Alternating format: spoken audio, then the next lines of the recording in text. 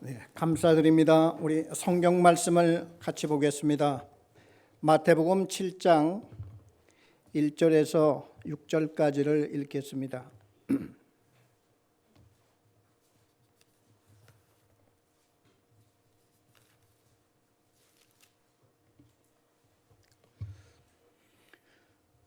오늘 하나님의 말씀은 신약성경 마태복음 7장 1절에서 6절까지 읽겠습니다. 비판을 받지 아니하려거든 비판하지 말라. 너희가 비판하는 그 비판으로 너희가 비판을 받을 것이요 너희가 헤아리는 그 헤아림으로 너희가 헤아림을 받을 것이니라. 어찌하여 형제의 눈 속에 있는 티는 보고 내 눈 속에 있는 들보는 깨닫지 못하느냐. 보라, 내 눈 속에 들보가 있는데 어찌하여 형제에게 말하기를 나로 내 눈 속에 있는 티를 빼게 하라 하겠느냐. 외식하는 자여, 먼저 내 눈 속에서 들보를 빼어라. 그 후에야 밝히 보고 형제의 눈 속에서 티를 빼리라.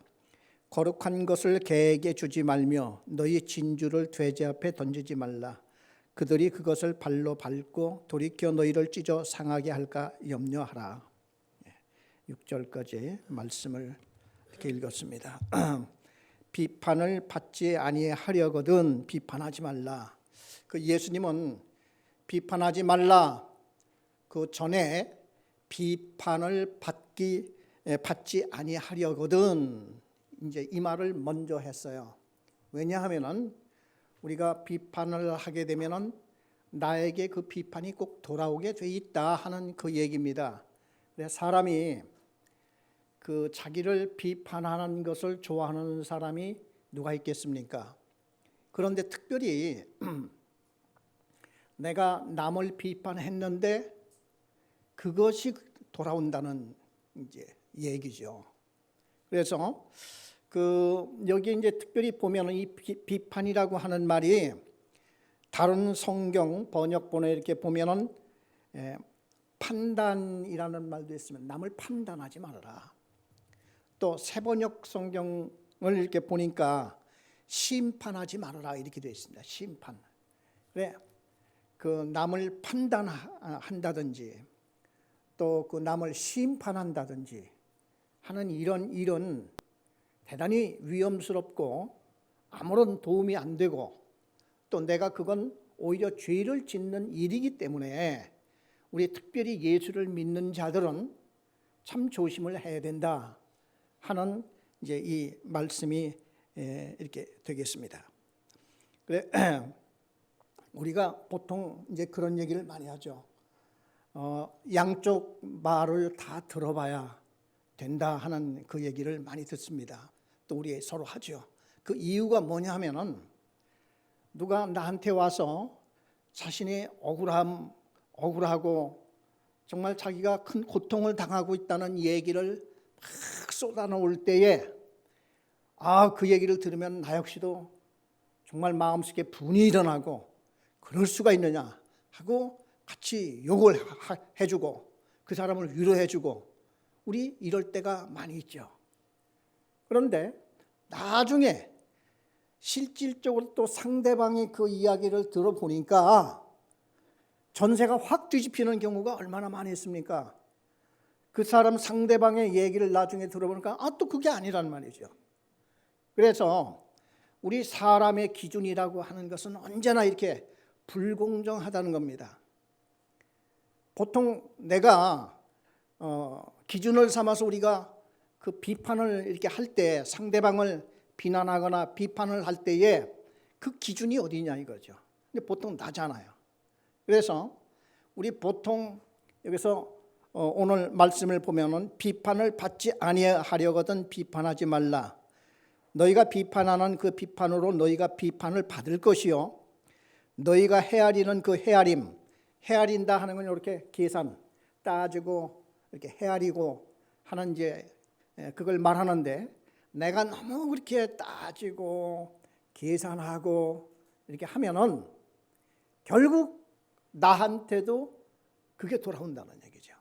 그래서 너희가 헤아리는 그 헤아림으로 너희가 헤아림을 받을 것이니라 하는 그 얘기를 지금 하고 있는데 그래 비판을 우리 하지 말아야 할 그 이유를 한 3가지 정도로 생각을 해봤는데, 첫째는 비판하는 나 자신이 공평하지 않다는 얘기입니다. 그래서 내 자신이 공평하지 못한데 어떻게 남을 이렇게 비판하게 되면은 그건 결국은 잘못된 것이지 않습니까?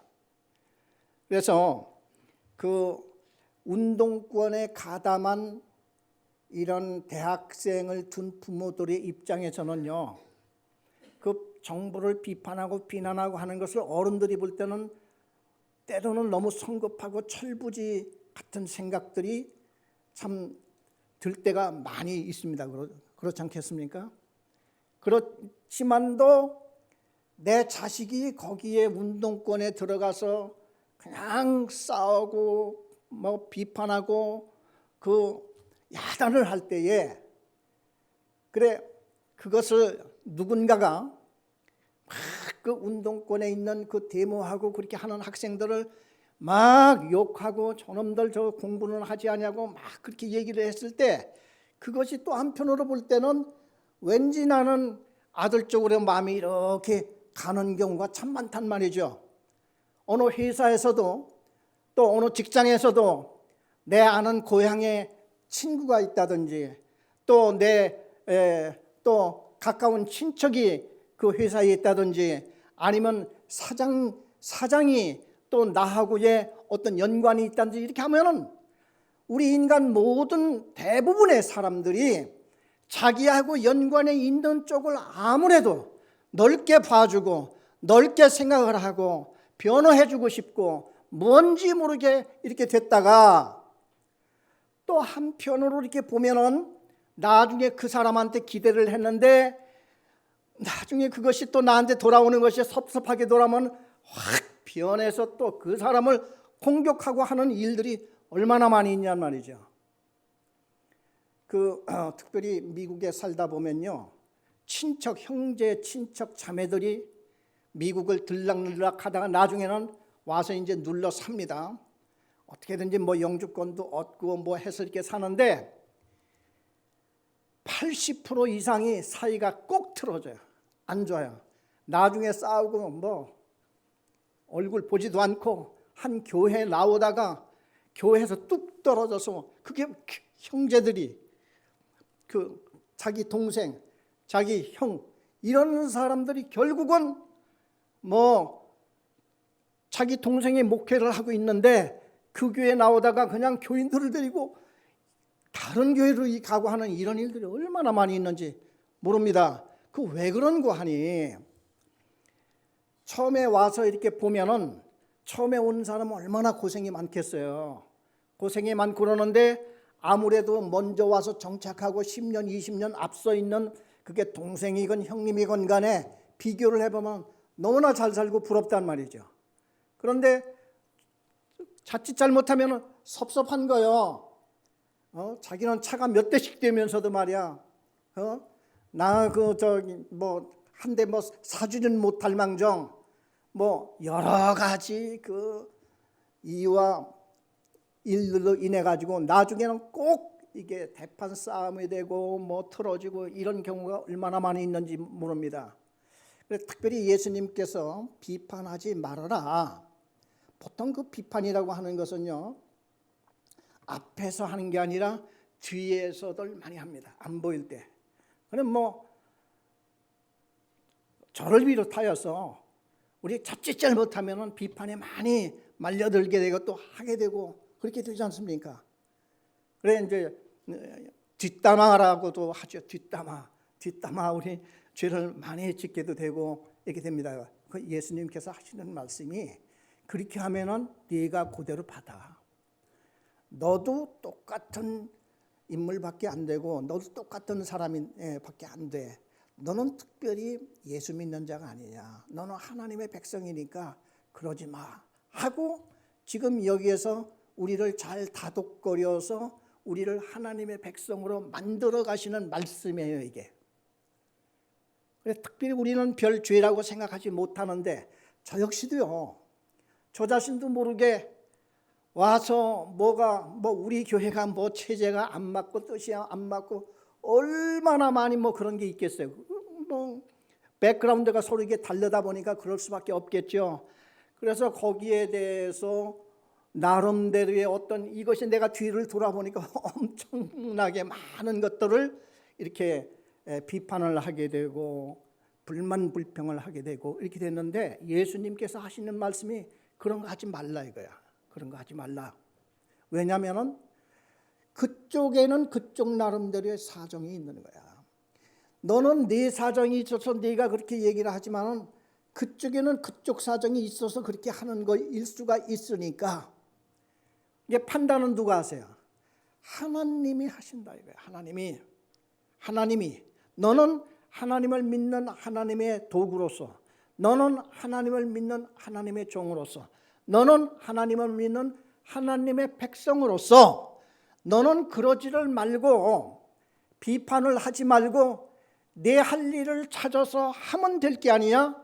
하나님이 왜 이곳에 너를 보냈겠느냐? 너의 할 일이 따로 있어서 보냈는데 그걸 찾아서 하는 것이 하나님의 뜻이지 너는 비판을 하기 위해서 보낸 게 아니다 하는 얘기죠. 아멘입니까? 우리는 대부분이 어디를 가더라도요, 어디를 간들 그게 뭐 척척 맞는 데가 어디 있겠어요. 우리 대부분이 직장을 없을 때는 직장을 찾아서 막 기도하고 날 위해서 기도해 달라고 하고 그렇게 얘기를 합니다. 그리고 나중에는 이제 기도해 주심으로 제가 또 이 직장을 얻었습니다.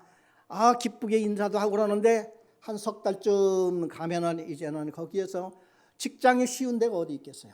직장에서 제일 어려운 것이 뭐냐면은 인간관계야.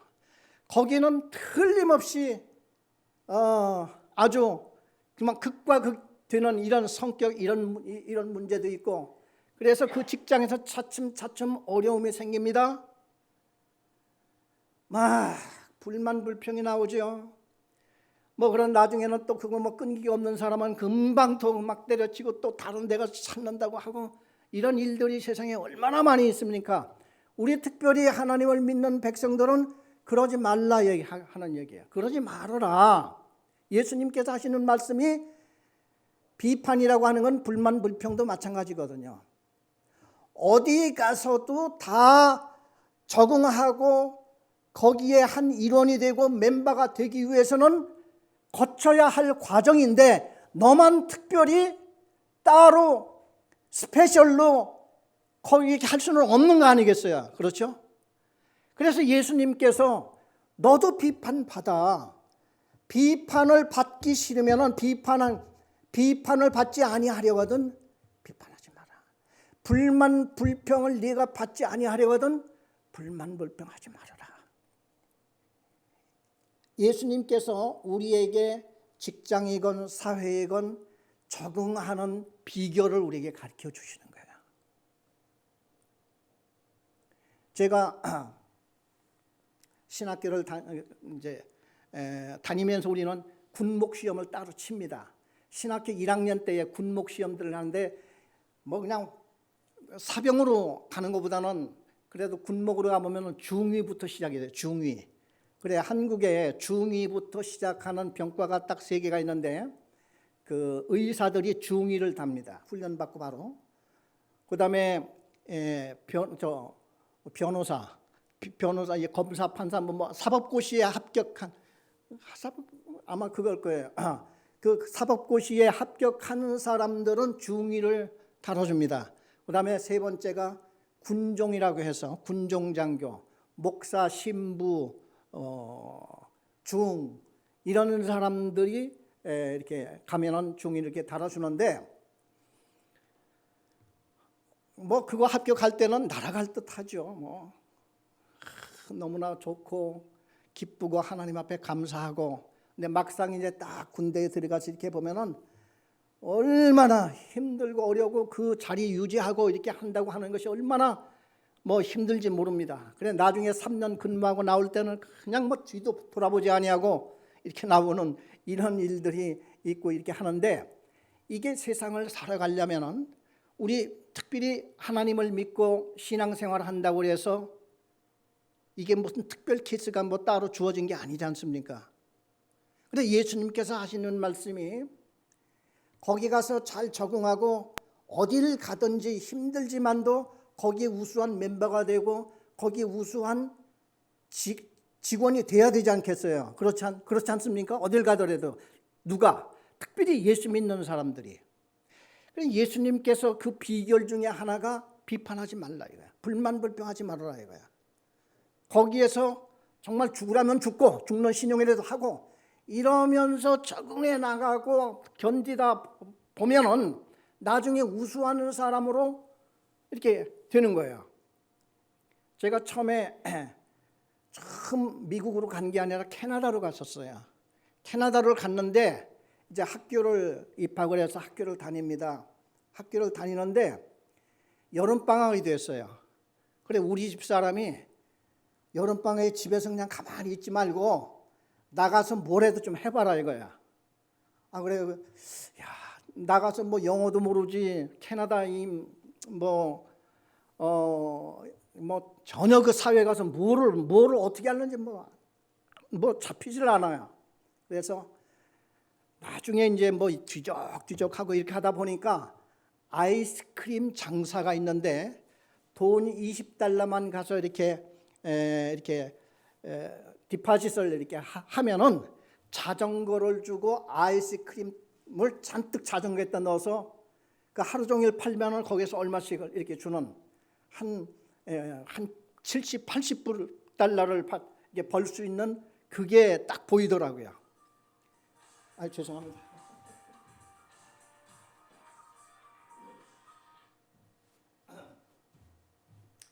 그래서 그거를 이제 내가 아이스크림 장사를 해봐야 되겠다 해서 가서 이제 그걸 했습니다.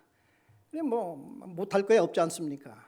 그런데 아이스크림을 자전거에다 잔뜩 넣고 세발 자전거. 그러니까 거기는 아이스크림 통이 이렇게 앞에 달려 있어요.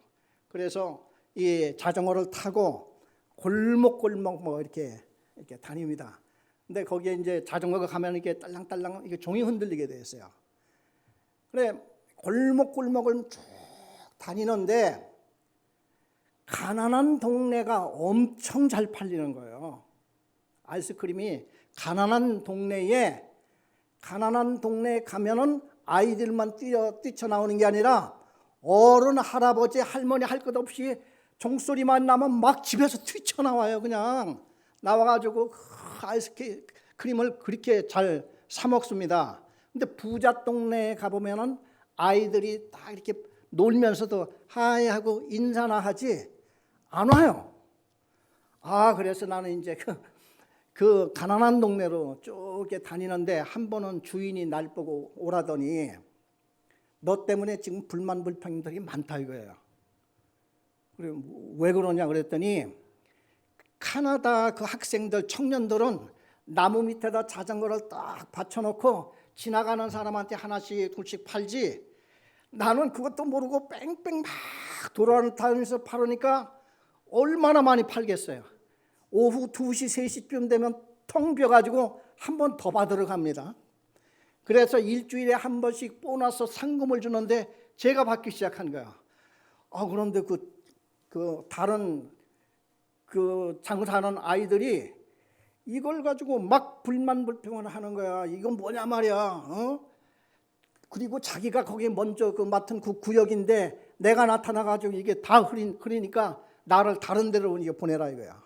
근데 여러 아이들이 그렇게 하다 보니까 이 주인도 꼼짝 못하더라고. 그래 나를 저쪽 어디로 가래. 그래 그쪽으로 갔더니만 부자 동네야.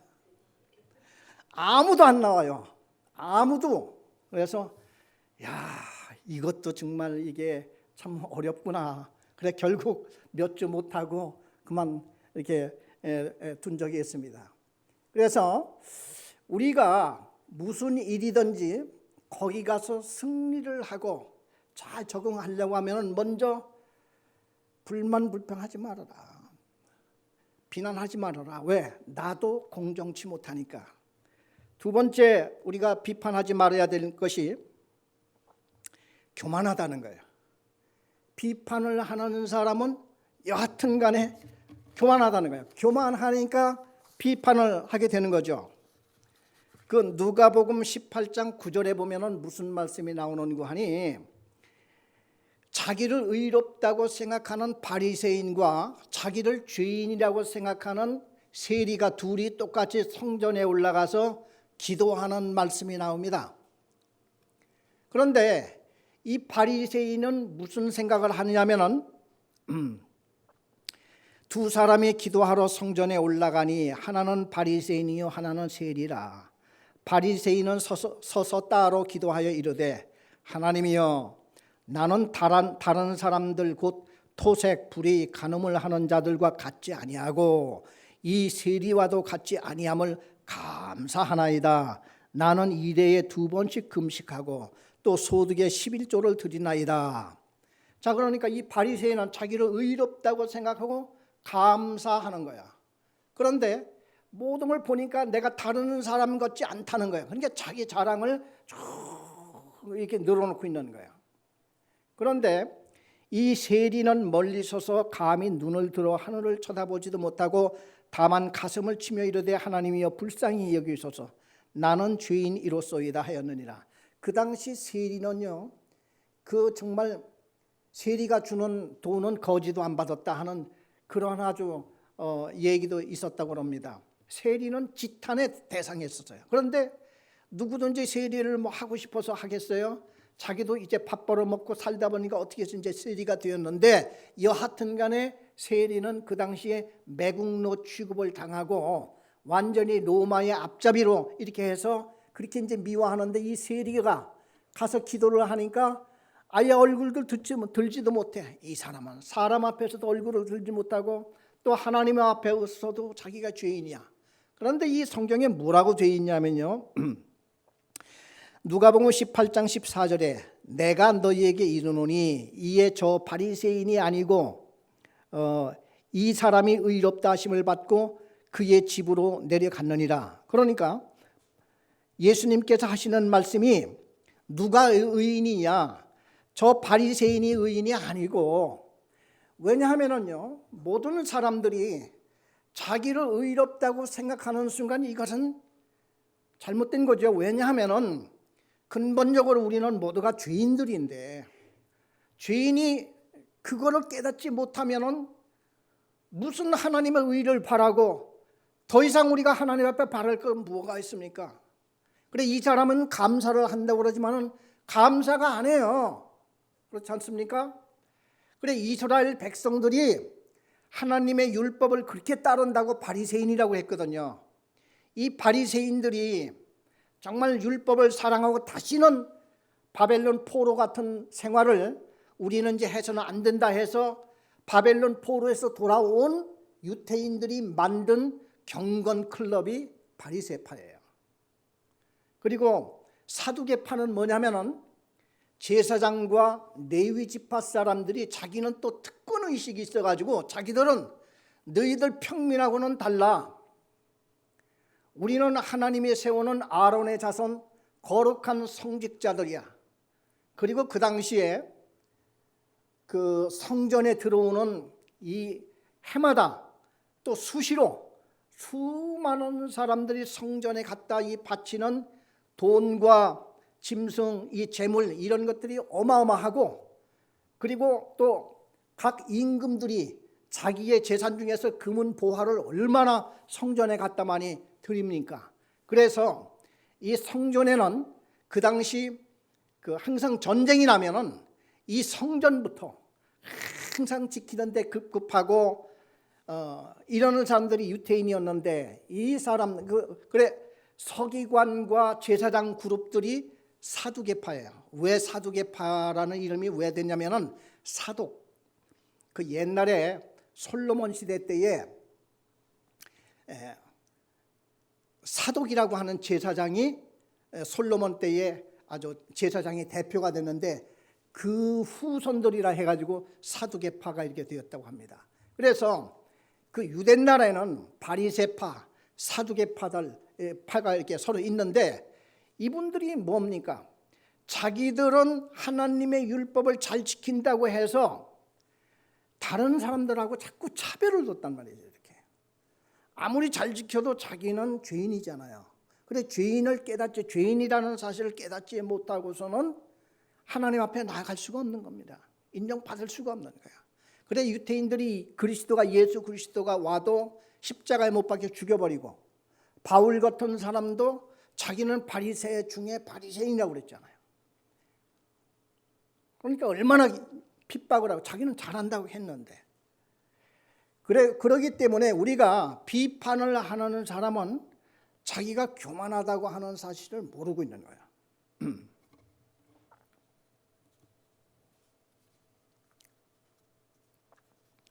그래서 그 예수님께서는 우리가 비판을 할 때 교만하고, 세 번째는 비판을 하게 되면은 나에게 주신 사명을 감당하지 못하게 된다는 거예요. 아까도 말씀을 드렸지만은 하나님께서 나를 이곳에 부르신 이유는 비판을 하라고 부르신 것이 아니라 이곳에서 하나님이 주어진 그 일을 하라고 보내신 것입니다.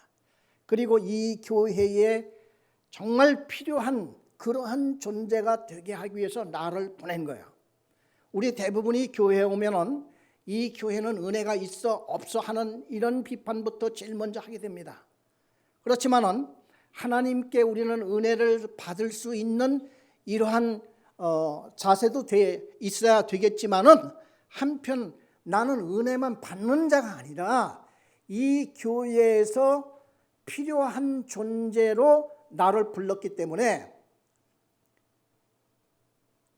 나만 이 교회가 필요한 게 아니라 이 교회도 우리가 필요하단 말이죠. 그렇지 않습니까? 근데 우리가 대부분이 교회에 오면은 많은 사람들이 이 교회를 판단하게 됩니다. 보통 그 미국에 특별히 처음 교회 나가서 그 교회를 다닐까 말까 이러한 판단이 교회에 들어서서 5분 안에 다 결정이 난대요. 어디에서 이렇게 그게 그런 설문조사를 어떻게 이렇게 했는지 모르지만은 그런 유명한 얘기가 있습니다.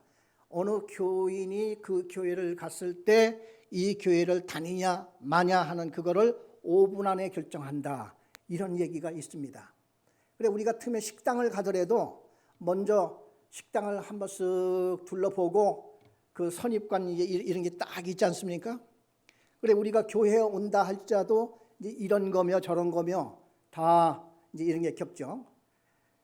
그러면서 목사님 설교가 어떤가 이렇게 보자.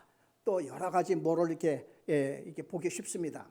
하나님께서는 항상 말씀하시기를 내가 비판을 하라고 내가 너를 부른 것이 아니라 내가 너를 부른 것은 여기에 네가 해야 할 일, 너의 사명이 있기 때문에 불렀다 하는 그것을 우리는 다시 한번 염두에 둬야 됩니다. 물론 교회를 뭐 어디 가서든지 그냥 금방금방 결정하라 그런 것은 절대 아니지만도, 여하튼 간에 우리가 신앙생활을 하면서 아니면 또 우리 사람을 보더라도 처음에 만나자마자 뭐 그냥 그렇게 뭐 금방 친해지고 그렇습니까? 그렇지만도 이 사람을 내가 만남으로 말미암아 무언지 모르게 좋은 연관, 좋은 관계를 얼마든지 만들 수가 있고 얼마든지 인맥이 넓어질 수 있는 또 하나의 좋은 기회가 될 수가 있지 않습니까? 그렇죠? 그렇기 때문에 나를 부르신 것은 하나님이 사람을 비판하고 판단하라고 부르신 게 아니라 나를 부르신 것은 하나님의 뜻이 있기 때문에 하나님의 뜻을 나한테 이룩하기 위해서 불렀다 하는 얘기죠. 그렇기 때문에 나의 직장을 가든지 간에 또 나의 교회를 가든지 어느 가정을 가든지 우리는 모든 면에서 비판의 자세보다는 또 여기에서 무슨 좋은 인연 또 이렇게 되기를 바라는 마음을 가지고 가야 된다 하는 얘기죠. 성경에 보면은 너희가 어느 집에 들어가든지 그 집을 위해서 먼저 복을 빌라 하는 말씀이 있습니다. 그래서 항상 우리 기독교인들은 어느 장소에 딱 가면은 저는 그 생각부터 합니다. 어느 집에 들어가든지 그 가정을 위해서 복을 빌라 이거예요. 무조건 이게 하나님의 항상 주시는 말씀입니다. 복을 빌어라 이거예요. 뭐 따질 것, 내가 그 집을 어떻게 알아서 복을 빕니까? 그렇지만은 성경에 무슨 말씀이 있는 거 아님? 그 집이 네가 기도한 그 복을 받을 만한 집 같으면 받을 것이요, 만일 네가 빈 그 복이 받을 만한 집이 못 되면 그 복이 너한테 온다, 이렇게 돼 있어요. 그것입니다. 그래서 우리가 항상 어느 기회가 주어지고 내가 어느 직장을 가고 내가 또 어느 교회를 가고 이렇게 할 때에 하나님께서 나를 거기 가서 비판하고 꼬집고 지적을 하고 그걸로 나를 부른 게 아니고, 너는 거기 가서 거기에 필요한 존재가 되게 하기 위해서 불렀다 이거죠. 대부분의 우리는 처음에는 누구든지 뭐 참 좋아합니다. 얼마나 좋아요. 예, 교회도 처음에 바꾸고 그러면요, 모두가 날 환영해 주지요. 모두가 아주 뭐 새 사람이죠. 모두가 좋게 보이죠. 얼마나 뭐 친절하고 뭐 그냥 대접이 얼마나 극진합니까? 그러니까 하나님의 뜻이 여기 있구나, 감사합니다. 하나님이 날 여기 보내주셔서 감사합니다. 이렇게 대부분이 시작을 해요. 그렇지만 시간이 가면 갈수록 어려움이 점점점 이렇게 되잖아요. 그때 우리는 마음속에 제일 먼저 조심해야 될 것은 비판하지 말아라 이거예요. 그 다음에 우리 오늘 읽은 말씀에 4절부터 보니까 마태복음 7장 4절, 보라 내 눈 속에 들보가 있는데 어찌하여 형제에게 말하기를 나로 내 눈 속에 있는 티를 빼게 하라 하겠느냐. 외식하는 자여, 먼저 내 눈 속에서 들보를 빼어라. 그 후에 밝히 보고 형제의 눈 속에서 티를 빼리라. 이렇게 되어 있습니다. 그러니까 이 들보라고 하는 것은 뭐 이게 이제 그 집을 지을 때에 그 제일 큰 기둥, 이게 이제 대들보라고 그래요. 대들보. 이 가운데 제일 큰 기둥이 쫙 해서 그게 지붕 전체를 이렇게 받치는, 이게 이제 들보인데, 남의 눈에 티를 보지를 말고 빼려고 네가 이렇게 하지를 말고 내 눈 속에 들보가 들어있다는 걸 알아라 하는 이제 그 얘기거든요. 그게 뭐냐면은 그 성경에서 항상 우리에게 가장 먼저 지적해 주는 게 뭐냐면은 우리 인간은 죄인이다 이겁니다. 죄인. 그래 하나님께서 모세에게 율법을 주신 제일 큰 목적이 뭐냐면은 거울 역할을 하라고 주셨다 하는 얘기입니다. 그러니까 내가 죄인이면서도 죄인인 줄 몰라. 그래 율법을 주셔서 나는 죄인이로구나 하는 걸 깨닫게 하기 위해서 하나님께서는 율법을 주셨다는 거예요. 그렇기 때문에 지금부터 남의 눈에 티를 빼려고 하지 마. 지금 그 얘기거든요. 자기 버릇도 못 고치면서 어떻게 남의 버릇을 고칩니까? 그래 우리는 그 버릇 고치려고 이렇게 할 이런 때가 참 많이 있죠. 그래서 심지어 요즘에 이제 무슨 얘기가 나오냐면은 교육을 해서 효과가 있느냐. 교육 불용론. 물론 교육이 없어서는 또 어떻게 되겠습니까? 그렇지만은 교육을 한다고 해서 사람이 변하지는 않지 않습니까? 사람이 변하는 것을 가만히 보십시오. 사람이 몰라서 안 변하는 게 아니지 않습니까? 그런데 누가 변하냐면은 본인이 진정으로 변하고자 하여서 많은 노력을 하고 많은 스스로의 마음속에서부터 나온 사람이야만 그게 변화가 되지, 옆에서 누가 잔소리한다고 바가지를 긁는다고 되냐 하는 얘기죠. 그래서 예수님께서 하시는 말씀이 남 자꾸 타치하려고 하지 말고 너 자신이 본을 보이게 되고 너 스스로가 너 할 일을 잘하고 이렇게 나가면은 그게 감동이 돼요. 그게 감동이 된다 이거죠. 근데 자기 속의 티도 자기가 못 뺍니다. 그렇지 않습니까? 근데 자기한테는 들보가 있음에도 불구하고 자꾸 이렇게 뭐 비판하고 또 남의 뭐를 고치려고 하고 이렇게 된다고 하는 건 힘들다 이거죠. 자 그러면 우리의 과연 뭐 우리 할 일이 도대체 뭐가 있는가? 이제 그런 생각을 많이 하고 있지만은 성경에서 지금 얘기하고 있는 것은 어렵고 힘들고 모두 하는 것은 하나님 앞에 맡기고, 그러니까 어디 가서 그 조직을 개편하려고 하지 말고 항상 말씀 중심으로 나가다 보면은 때가 되면은 조직도 개편이 되고 따라 이렇게 나갈 수가 있다는 얘기입니다.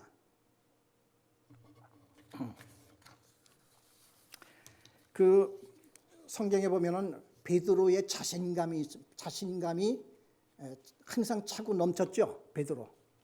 그래 예수님이 나는 이제 나의 갈 길 조금 있으면 너희들은 나를 보지 못한다. 그러니까 주여 어디로 가시나이까 하고 이제 베드로가 묻습니다. 그러니까 너는 지금은 모르지만 나중에는 알게 될 것이다. 주님이 죽는 자리라고 하면 나도 따라갑니다. 그리고 제자들 보고 얘들아 우리 주님이 죽으러 가는데 우리도 다 같이 죽으러 가자. 그렇게 막 소리를 쳤죠. 이때 예수님께서 내가 오늘 밤에 나를 3번 모른다고 부인할 것이다. 닭 울기 전에 3번 나를 부인할 것이다. 이제 그런 얘기를 합니다. 여기서 뭐냐면요, 우리는 절대 나의 미래를 알 수가 없고 다만 우리가 해야 되는 것은 말씀이 인도하는 대로, 성령이 인도하는 대로. 그러니까 나한테 지금 말씀이 없으면요, 나를 인도해 주는 말씀이 없으면요, 내 육신의 자신감밖에 없습니다. 그런데 이 육신의 자신감은요 순식간에 변해요. 절대 믿을 바가 못 됩니다. 네, 내가 말씀을 늘 놓고 따라가면 성령께서 오셔서 우리를 뭐로 인도한다고 했느냐 하면은 말씀으로 인도한다고 했습니다. 보혜사가 이 땅에 와서 내가 한 말을 기억나게 한다고 얘기를 했습니다.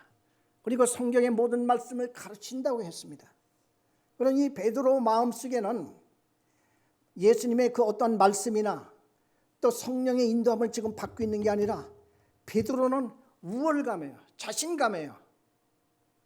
이걸 가지고 이렇게 나갈 때 베드로는 완전히 실패를 하죠.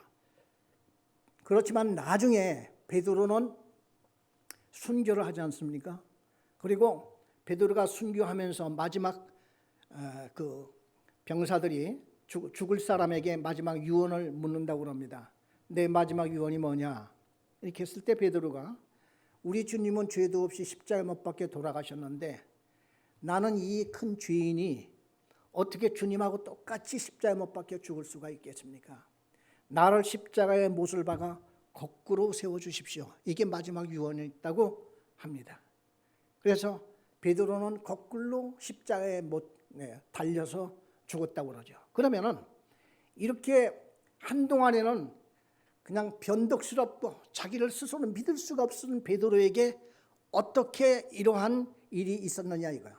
다만 자기가 앞서 있을 때는 자기 자신도 믿을 수가 없지만은 그러나 항상 말씀을 보고 그 말씀을 그날 따라서 말씀을 잡고 나가고 무슨 일이 있으면은 그 말씀부터 생각을 해보고 성령께서 나를 어떻게 인도하나 생각을 해보고 이렇게 나가는 사람은 내가 먼 미래는 알 수가 없지만은 내가 이 순간만은 내가 기도하며 나가는 그런 길, 즉 주님과 동행하는 삶이 있는 자만이 이런 결국 베드로가 마지막 거꾸로 십자가 못 박혀 죽은 그러한 결과가 나타날 수가 있는 것이지. 그래 나중에 우리가 천국에 가서 베드로에게 물어보기를 사도 베드로요, 당신은 어떻게 그렇게 평소에 큰 소리치고 그러다가 실패를 많이 했던 분인데 어떻게 해서 당신은 그렇게 나중에는 담대하게 그렇게 거꾸로 십자가 못 박혀 죽을 수가 있었습니까? 이렇게 말했을 때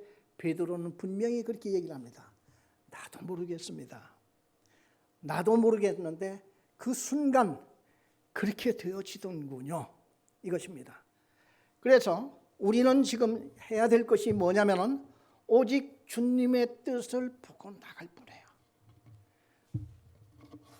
그리고 마지막 6절에 보면은 거룩한 것을 개에게 주지 말며 너희 진주를 돼지 앞에 던지지 말라.